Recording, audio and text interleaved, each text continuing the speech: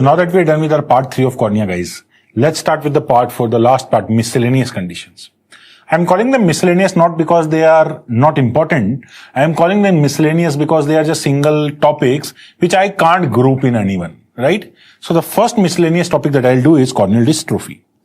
Corneal dystrophy is a topic which students usually don't study in their MBBS days and neither in the pre-PG preparation days usually. I will not say that this is a very commonly asked topic, but yes, it is asked. It's not that it is not asked at all.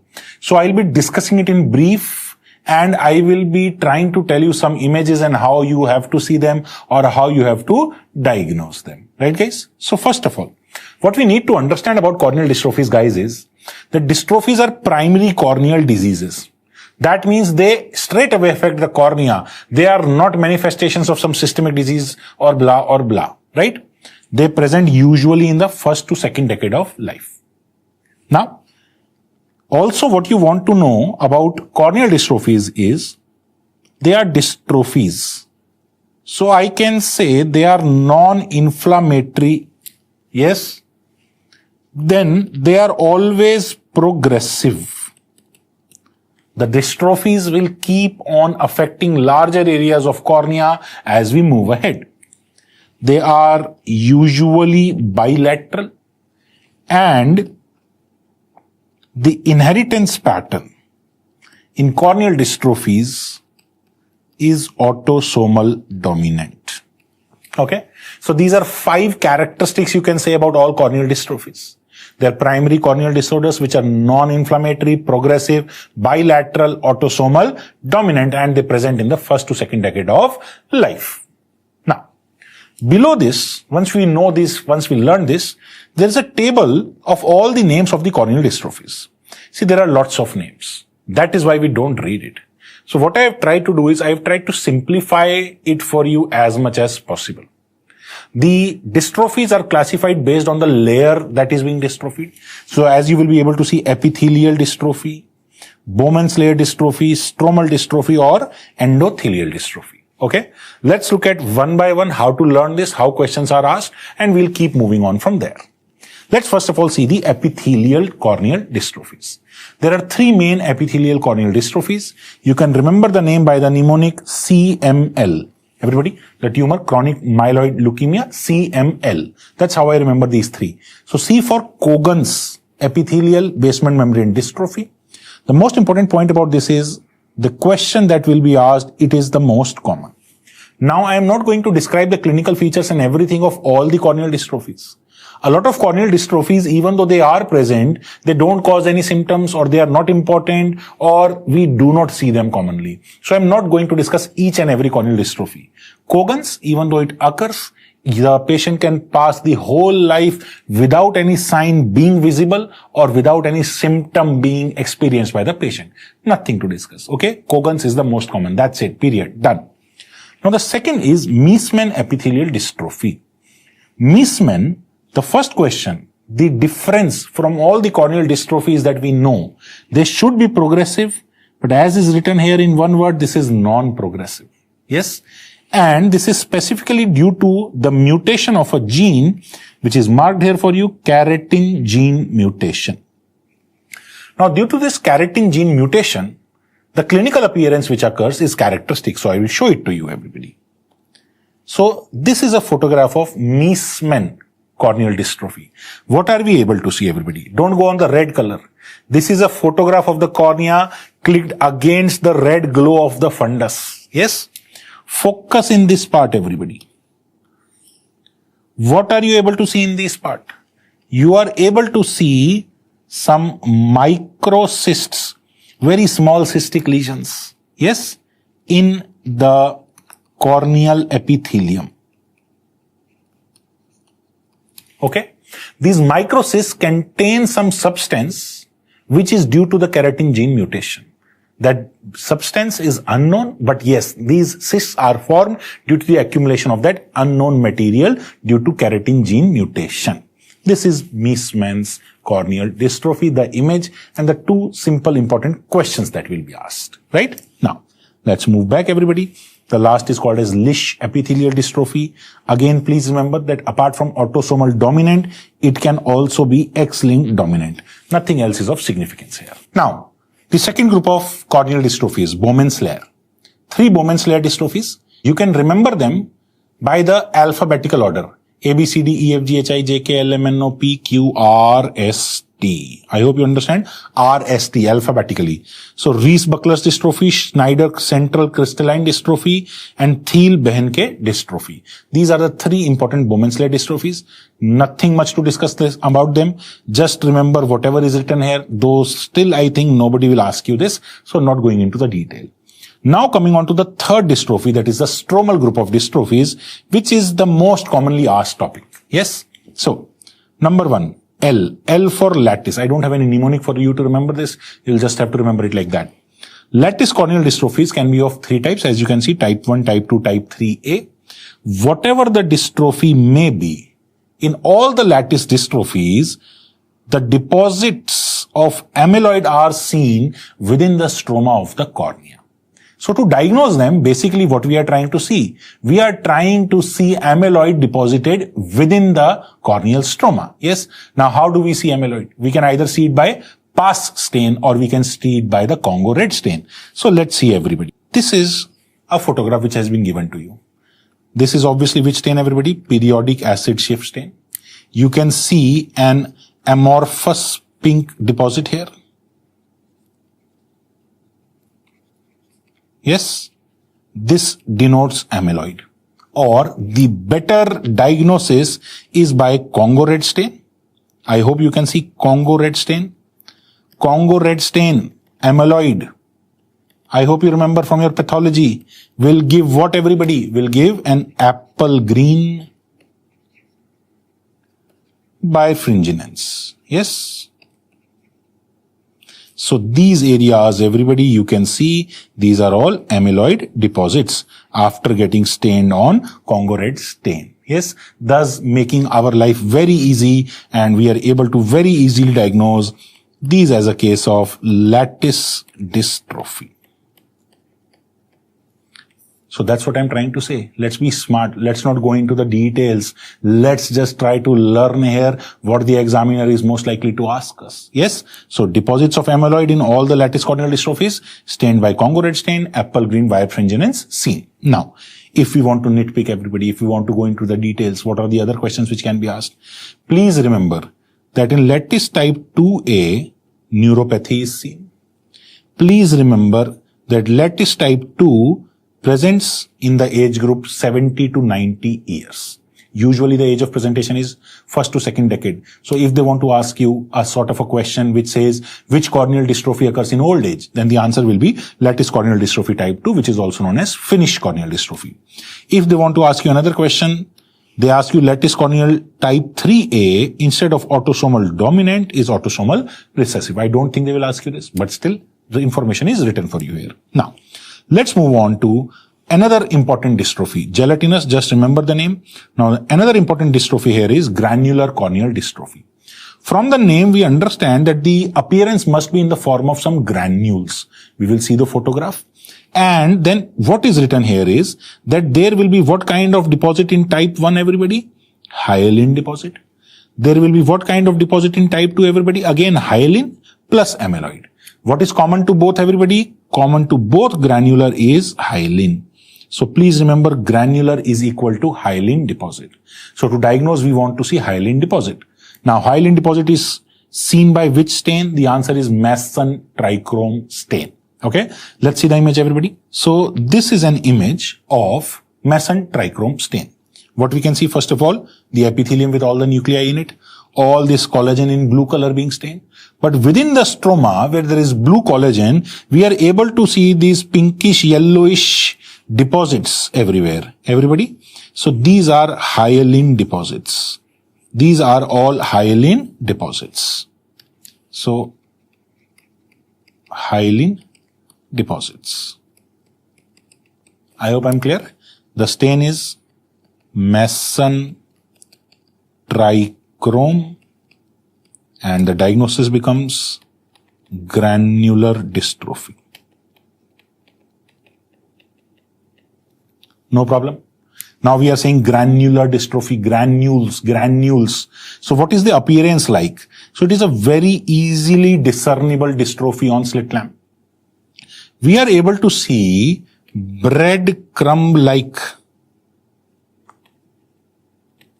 granules which are separated by clearly demarcated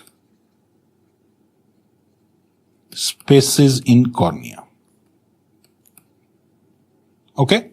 So you will see as if breadcrumbs are deposited throughout the cornea and the intervening spaces are absolutely clear. Okay? This is a characteristic photograph of granules on the cornea, granular corneal dystrophy. I hope I'm clear about this. There should be no confusion in this. Yes, guys? No confusion about this? Done? Let's move back, everybody. Now, another important dystrophy is M for macular. This is important because this is autosomal recessive and this is the least common corneal dystrophy. Am I clear to everybody? Autosomal recessive and the least common. Now, what gets deposited in macular corneal dystrophy? So, in macular corneal dystrophy, what is deposited is acid mucopolysaccharidosis. Okay. So acid mucopolysaccharides are getting deposited. So this is a form of acid mucopolysaccharidosis. This has been stained by Alcian blue stain. And upon staining with Alcian blue stain, what we are able to see, everybody, all the stromal collagen fibers as pink. But this is a deposit of acid mucopolysaccharides. Yes, giving us the diagnosis, very easy, very clear, that is macular dystrophy. Done? So what is important if you see? Let's just see again. Everybody. First of all, we need to remember the name of the dye. So Mason trichrome for hyaline.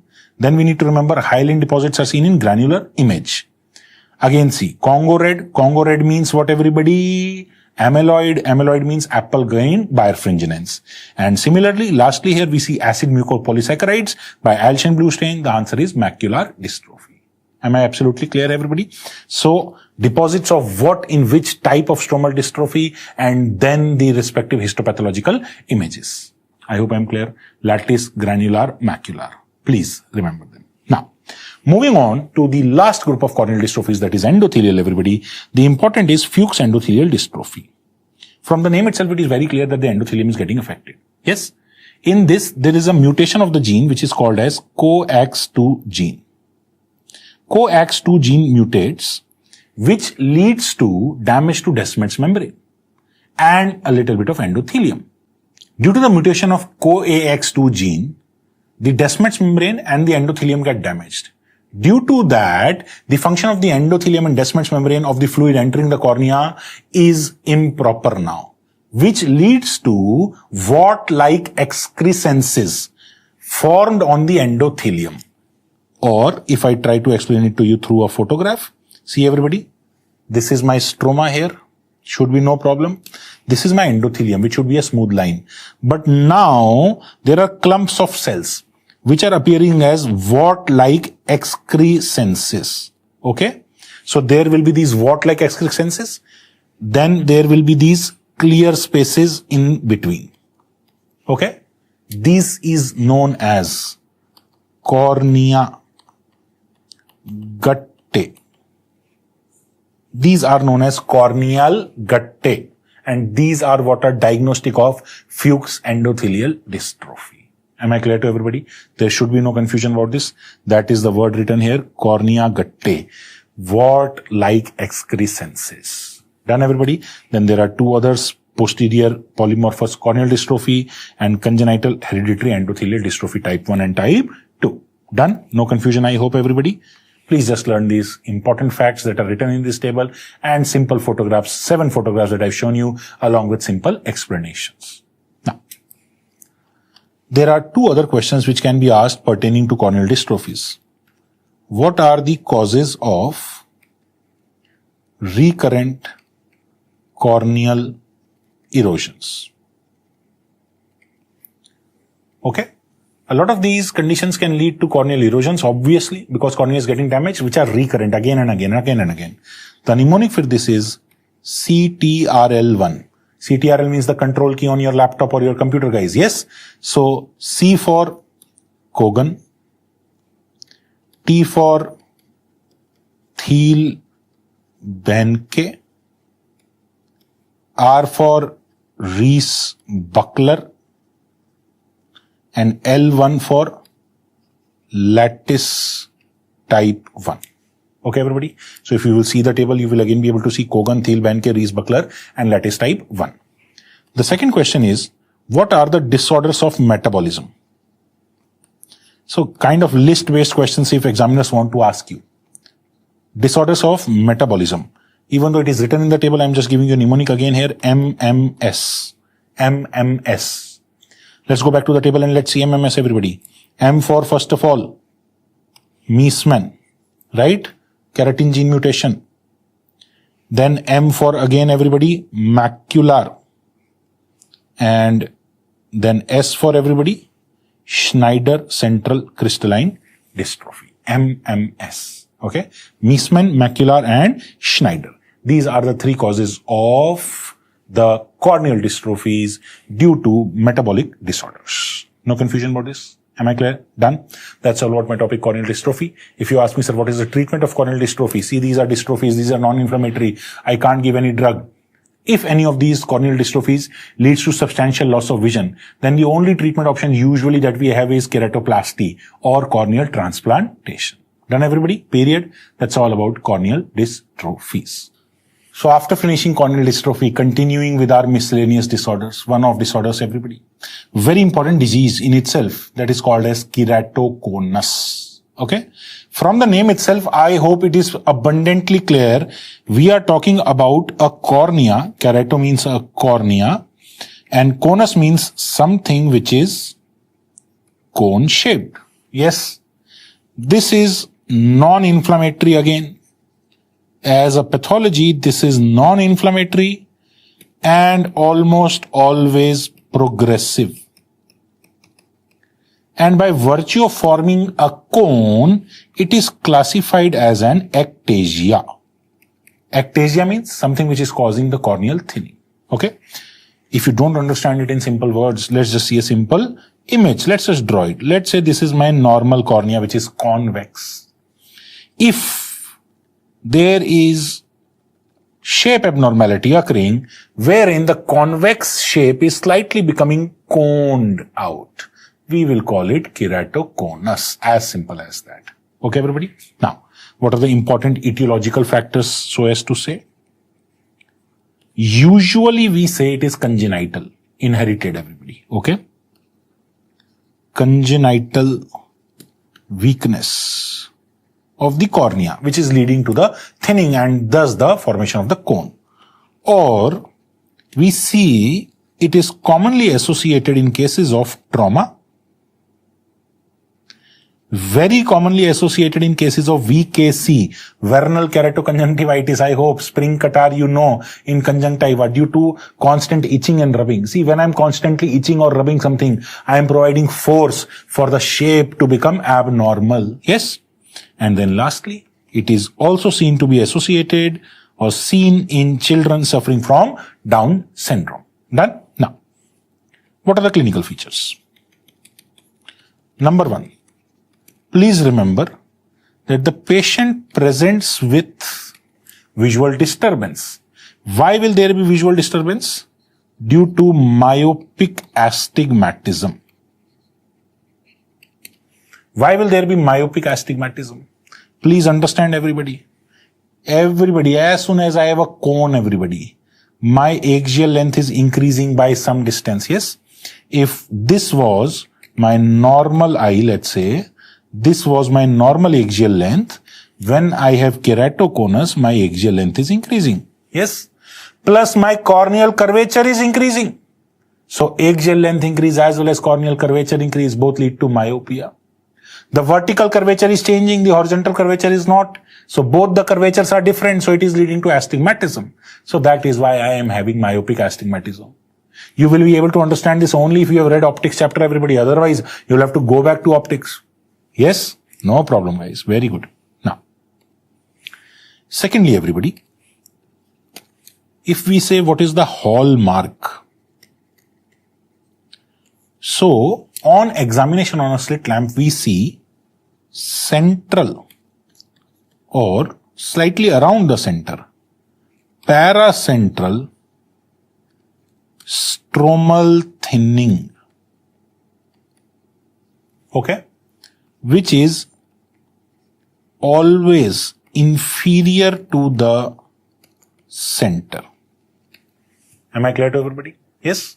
So the thinning will slightly be inferior to the center. So the cone is always in the inferior part of the cornea. Done? Thirdly, the diagnostic sign I can say on torchlight, which a lot of you may have seen or examined in your clinical postings, everybody. See, the word is clinical. This is a case. You have to examine it. Munson's sign. What is Munson's sign, everybody? If I ask you, this is bulging of lower lid on down gaze. If you understand the fundamental of shapes, you understand this. Let us see how or what I am trying to tell you. Let's say this is my cornea. Let's say this is my upper eyelid. And let's say this is my lower eyelid. Okay, everybody? My cornea, behind that my whole eyeball. Okay? My cornea is convex. So is my curvature of the lower eyelid convex. This is my lower eyelid, everybody. Now, when I will look down, everybody, my eyeball will roll down. Convex structure like a ball, which will roll down and it will go below, or it will be able to turn below the lower eyelid. But let us see what will happen in the case of keratoconus. This is my upper eyelid. This is my lower eyelid. But my cornea is slightly cone-shaped. Can you see, everybody? Cone-shaped. Now when you try to look down, what will occur, everybody? This cornea, now I'm drawing it with green color. This cornea will roll down in such a place that the edge will get stuck over the eyelid margin. Yes? The edge of the cone is getting stuck over the eyelid margin. So when you try to look more down, the eyelid will also be pushed down. Am I clear to everybody? If you don't understand it diagrammatically, let's see an image. In this image, you don't understand the mechanics of how it works.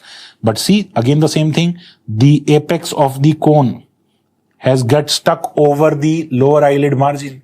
And that is why it has pushed the lower eyelid also down into a bulge. Munson's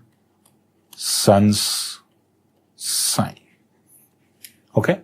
Just see this image. And if you want to compare it, see yourself in the mirror and see how your eyeball will go down. Right? No confusion about this. So this is an image of Munson's sign. Moving on, everybody. Let's see another important sign. Sign number 4. We call it Rizuti's sign.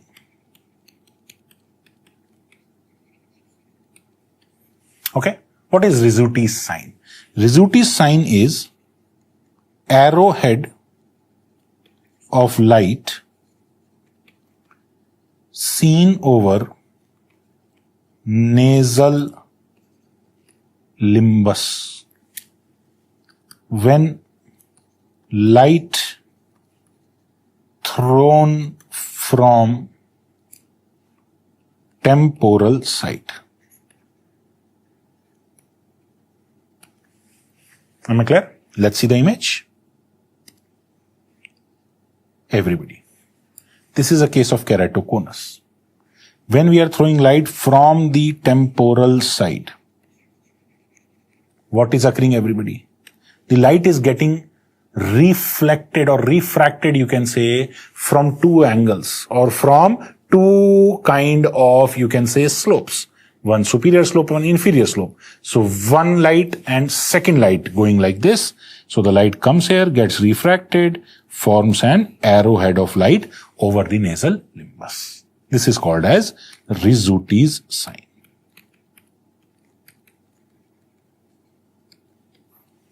Okay, am I clear, everybody? Next, please. Sign number 5. On ophthalmoscopy,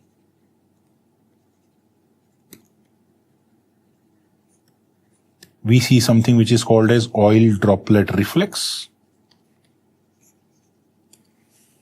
Very easy to understand, guys. The cone will throw a shadow. When you're trying to look at the fundus, the cone, the apex of the cone will throw a shadow in the form of a circle. And that is known as oil droplet reflex. Everybody see this? Because there was a cone, the apex of the cone is throwing a central shadow over the cornea. And this is known as oil droplet reflex. Done? No confusion about this, I hope, everybody? Clear? Yes? Now, moving on, everybody. Sign number 6 on retinoscopy. Something called as the scissoring reflex is seen. I know you like to see the photograph of this, but this is not at all identifiable in a photograph. This can only be seen in a video, everybody. I don't personally have a very good video of a scissoring reflex. I have not been able to record it, guys. Please just learn this name. Number 7. Due to the thinning of the cornea, there develop small fine breaks within the corneal stroma, which are known as Vogt's striae. Am I clear to everybody? No confusion? So, stromal stress lines, I can call them. Fine breaks, everybody.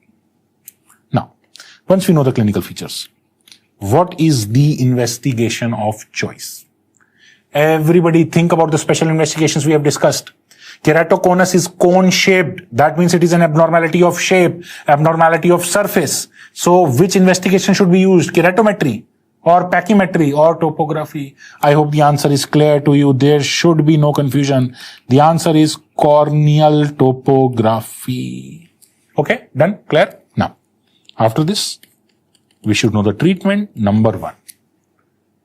The easiest treatment that you can do is rigid contact lens. Rigid contact lens, not the soft contact lenses that we usually wear for our myopias. There is a cone in the cornea. When I put a rigid contact lens over it, this will put pressure over the center. It will lead to flattening of the cornea. But it may lead to opacity. Am I clear to everybody? For a long time, obviously, number 1, it is not very easy to wear it. The patient has pain, the patient is uncomfortable, and then for a long time, because it is touching at the center, it is pressing it, opacity can develop. Secondly, everybody, you can do keratoplasty. Keratoplasty, corneal transplantation, change the cornea. That's the best thing. Thirdly, to prevent the progression and to stop it from developing further, the treatment that is done these days is known as C3R. So what is the C3R, everybody?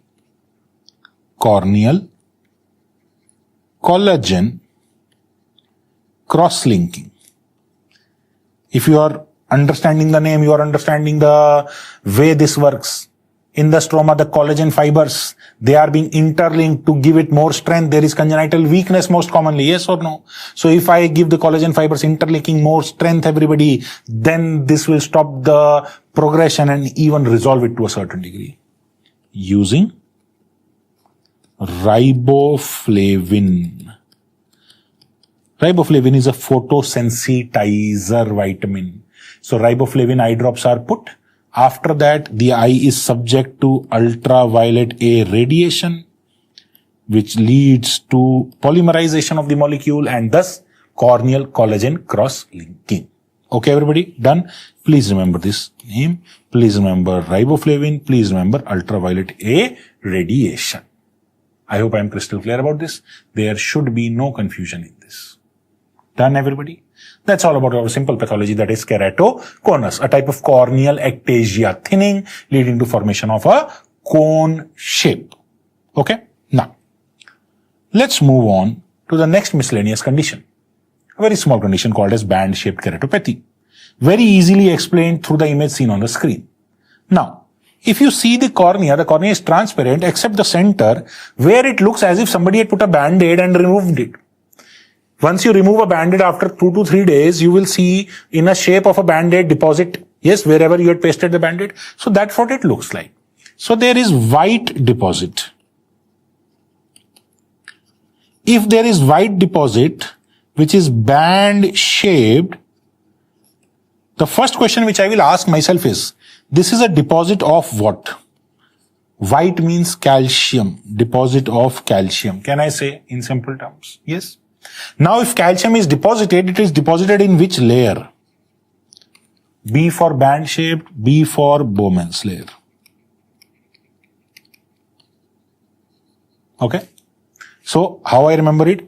Band-shaped, B for band, B for Bowman's. Keratopathy, K, calcium, K. Okay. Keratopathy, calcium. So Bowman's layer, calcium deposited. Okay. What is the treatment? Treatment is chelation with EDTA. As simple as that. It's the simplest treatment ever, everybody. You take an earbud, yes. You dip it in the liquid solution of EDTA. You roll it over the cornea, yes. All the calcium deposit will chelate and the cornea will become clear. That's what band-shaped keratopathy as a pathology is to us. Very simple to treat, very simple to identify. No confusion, I hope. Done. Let's move on to the next condition. Miscellaneous condition, arcus senilis. Again from the name, senile. Senile means old age.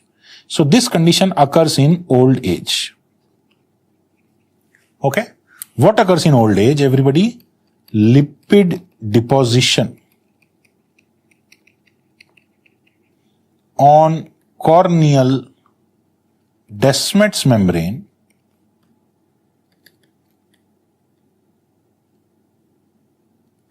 near periphery or in the periphery, whichever way you want to say. Senilis means old age, deposition of what everybody? Lipid, which layer everybody? Descemet's, and in the periphery. Now, that is where your diagnostic skills come into question. It is near the periphery. So a lot of students start saying it is at the limbus. Periphery of the cornea is near the limbus, yes. But that is the diagnostic sign of arcus senilis. Let's see carefully. This is my arcus. You can see the white deposit. Through red color, this is my limbus, everybody. So I'm marking limbus. This is my arcus. Between the limbus and the arcus, this green area, everybody, this is a zone of clear cornea. This zone is called as the lucid interval of Vogt. Lucid interval Vogt is a clear zone of cornea between arcus and limbus. Am I clear? That means to diagnose it as a case of arcus senilis, you should see carefully that the lipid deposition, the white arc-like ring, is not touching the limbus. If it is touching the limbus, then it should be some other pathology. Then you have to think about other causes of corneal opacification. I hope I'm clear here. No confusion. There is no treatment for this. This is an age-related change. Now, next miscellaneous small condition known as interstitial keratitis. From the name itself, it is very clear. Keratitis means inflammation of the cornea, and interstitial means between. So, inflammation only of corneal stroma. Okay? No other part of the cornea will be affected ever. Does not progress to involve epithelium or endothelium. Only the stroma gets inflamed. Interstitial keratitis. It is a specific condition with specific causes. The most important common cause that we encounter is congenital syphilis. The second important cause is something called as Cogan syndrome. You may have heard about it or read it in ENT subject also. Interstitial keratitis along with deafness Okay, these are the two main symptoms of Cogan syndrome. Then it can also be seen in cases of TB or in cases of herpes simplex virus. Okay, just remember two important things, only of stroma and congenital syphilis mainly, and other some simple small stuff. Treatment will be steroids because it is inflammatory in origin. No brainer here. Am I clear, everybody? Yes? Now, to finish the chapter of cornea, I will teach you keratoplasty. Okay, everybody? Another miscellaneous condition you can say. Keratoplasty, what do you mean by it? What is the literal meaning? Literal meaning is corneal transplantation. Corneal transplantation. You are changing the cornea. Now, keratoplasty can be divided into two broad types, full thickness or partial thickness. Full thickness is known as PKP, penetrating keratoplasty. Partial thickness is known as lamellar keratoplasty. Partial thickness I can further divide into two basic techniques. One is called as DALK. One is called as DSEK. Okay? What are the full forms? You will understand the names yourself, I hope. Deep anterior lamellar keratoplasty. Descemet's stripping endothelial keratoplasty. Okay? Just write out the names, just understand these names, and I'll show you photographs for these. Okay? Let's see the photographs, guys. If I show you this photograph, what have I shown you? That I am changing all the layers of the cornea from the epithelium to the endothelium. So I am calling it penetrating keratoplasty. Okay? When I show you the second photograph, DALK, deep anterior lamellar keratoplasty. So what am I transplanting, everybody? If you see carefully, I am transplanting the anterior layers. Okay? So what is being transplanted, everybody, in DALK? Epithelium up to the deep stroma. Okay? Whereas in DSEK, what are we transplanting, everybody? We are transplanting the bottom two layers. That is the Descemet's membrane and the endothelium. Are the photographs clear enough? In penetrating keratoplasty, all 5 layers. In DALK, the anterior 3 layers. In DSEK, the posterior 2 layers. So as to say. Are we clear about this from the names? Descemet's and endothelium. Descemet's stripping endothelial. DALK, deep anterior lamellar. Anterior means epithelium, Bowman's and the stroma. Am I clear to everybody? No confusion about this. Now, what are the indications for each of these procedures? Penetrating keratoplasty was earlier done in almost all the cases. But we say the most common indication is pseudophakic bullous keratopathy.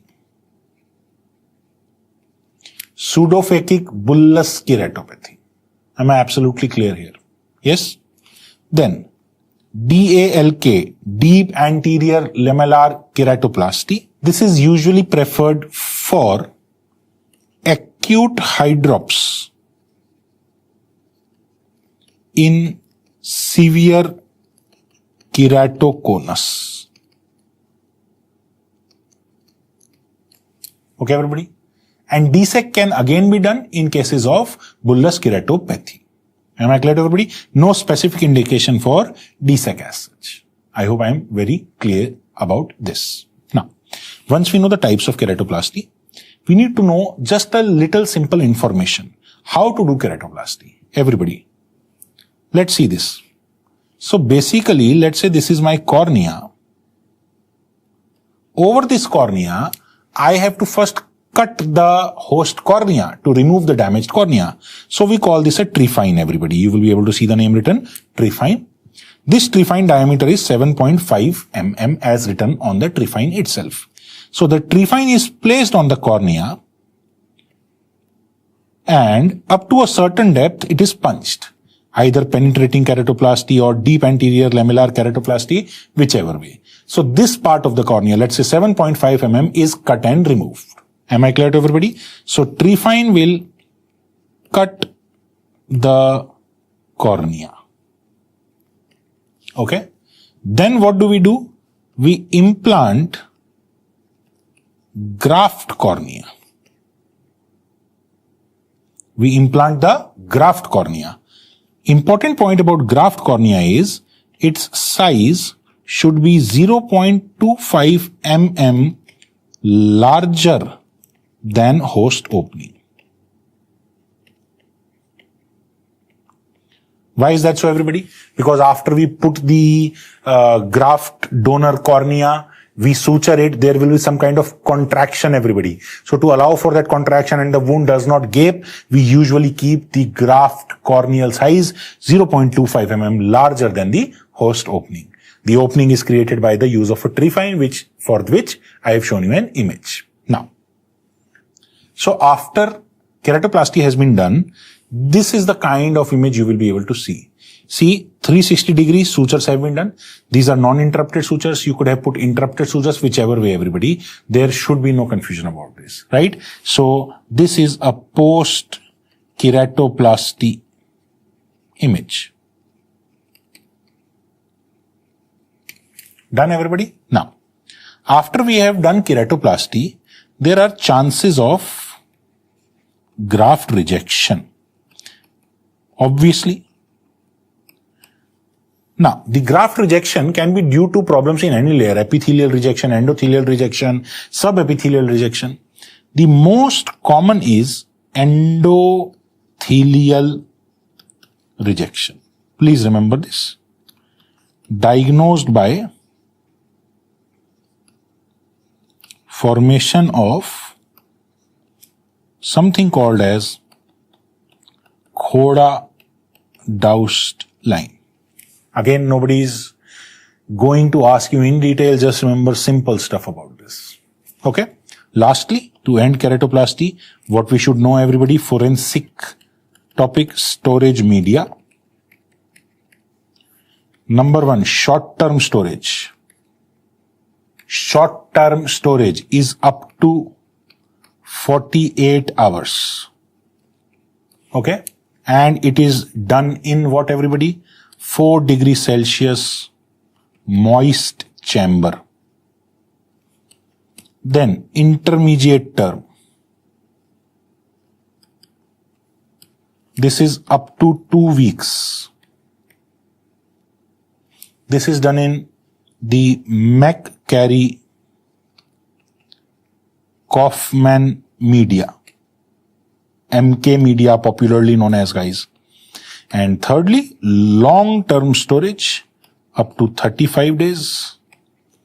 Though this is not to be done, still, if asked, the answer is cryopreservation. The cornea loses its viability to a large extent on long-term storage, even though we are doing it via cryopreservation at -70 degrees Celsius. Okay, everybody? Absolutely clear? That's all about keratoplasty in brief for you. That's all about my miscellaneous conditions, starting from corneal dystrophy, keratoconus, band-shaped and all that, and ending with keratoplasty. We are done with our cornea chapter. Again, I will say we have done 4 topics or 4 subtopics. Anatomy, special investigations, very important. I have explained to you. Corneal ulcer, very simple topic, and then some miscellaneous conditions. Cornea does not get asked too often in all the examinations. If asked, usually one question is asked from the chapter cornea. I hope you have been able to learn something. Right, guys? Done.